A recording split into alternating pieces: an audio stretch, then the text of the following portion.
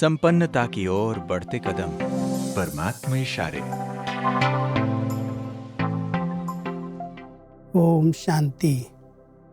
परमात्मा हम सभी बच्चों को आंतरिक सुख, आंतरिक शांति और आंतरिक संतुष्टता की बहुत सुंदर विधियां बताते हैं, क्योंकि ब्राह्मण जीवन में आंतरिक सुख, शांत स्वरूप स्थिति और संतुष्टता ये ब्राह्मणों का वर्षा है।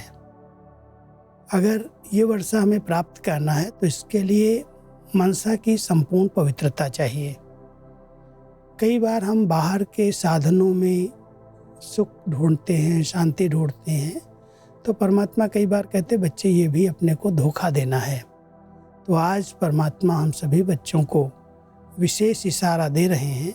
बच्चे, ब्राह्मण जीवन का आंतरिक वर्षा सदा सुख स्वरूप, शांत स्वरूप, मन की संतुष्टता है। इसका अनुभव करने के लिए मनसा की पवित्रता चाहिए।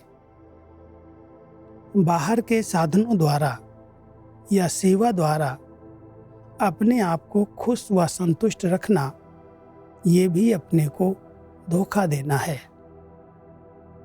कई बार हम समझते हैं कोई भी साधन आया, थोड़ी खुशी हुई, सुख की अनुभूति हुई। साधनों की प्राप्ति अल्पकाल की प्राप्ति है, और परमात्मा कहते हैं ये भी जैसे अपने आप को आप धोखा दे रहे हो। आंतरिक खुशी बनी रहे, आंतरिक संतुष्टता बनी रहे, उसके लिए चाहिए संपूर्ण मनसा की पवित्रता, क्योंकि पवित्रता जननी है सुख और शांति की। अगर पवित्रता की जननी साथ है, हमने अपने मन को, वचन को, कर्म को संपूर्ण पावन बनाया है, तो सुख शांति का वर्षा, संतुष्टता का वर्षा हमें आंतरिक रूप में प्राप्त हो जाता है। इसलिए परमात्मा हम सभी बच्चों को कहते हैं, बच्चे पहले अपनी मनसा को बड़ा प्योर, शुद्ध बनाओ। उसके अंदर जरा व्यर्थ और नेगेटिव भी ना हो, क्योंकि मनसा की पवित्रता की बहुत गहराई है।